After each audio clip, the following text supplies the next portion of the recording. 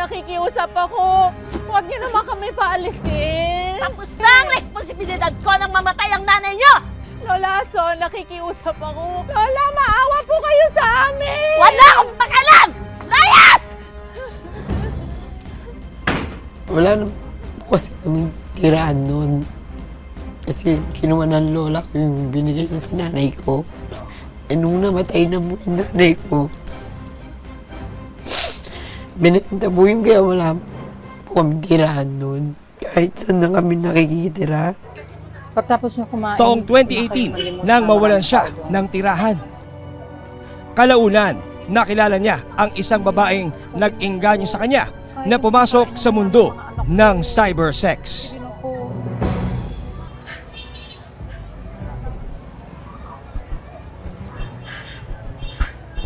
Maraming salamat ho. Ako nga pala si Marie. Anong pangalan mo? Roda ho. Bakla, maganda ka. Hindi ka bagay dito sa kalye. Wala ho kami ibang mapupuntahan. Palaboy-laboy na lang kami dito sa kali simula nung pinalayas kami. Ganun ba? Sige, sa akin ka muna. Bibigyan kita ng racket. Talaga ho? Maraming salamat ho. Tatawagin ko lang ho mga anak ko. Josephine! Maika! Dito kayo! Halika! Mga anak, ito si Marie. Tutulungan daw tayo. Sasama tayo sa kanya. Kasi wala naman po akong trabaho. Gusto ko rin kumita po ng pera. Do you think I'm pretty? Pagsisiwalat ni alias Roda, taong 2018, napilitan siyang ibenta ang sarili niyang katawan sa mga foreigner na nakakausap niya online. Kamabuyan naman ito, Marie. Palaboy ka, Roda. Ano pa bang di kakayanin ng sikmura mo? Hindi ko naman alam na hubaran yung papasukin ko. Pasalamat ka na lang. Di ka gagalawin.